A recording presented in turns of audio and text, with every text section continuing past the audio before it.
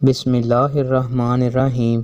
رسول اللہ صلی اللہ علیہ وآلہ وسلم نے ارشاد فرمایا، جس شخص نے ہر نماز کے بعد 33 مرتبہ سبحان اللہ، 33 مرتبہ الحمدللہ اور 33 مرتبہ اللہ اکبر کہا، بس یہ 99 ہوئے، اور اللہ کے سوا کوئی معبود برحق نہیں، وہ یکتا ہے، اس کا کوئی شریک نہیں، اسی کے لیے بادشاہت ہے، اسی کے لیے حمد ہے، اور وہ ہر چیز پر قادر ہے، سے 100 پورا کر لیا تو اس کے گناہ خواہ سمندر کی جھاگ کے برابر ہوں تو بھی معاف کر دیے جاتے ہیں۔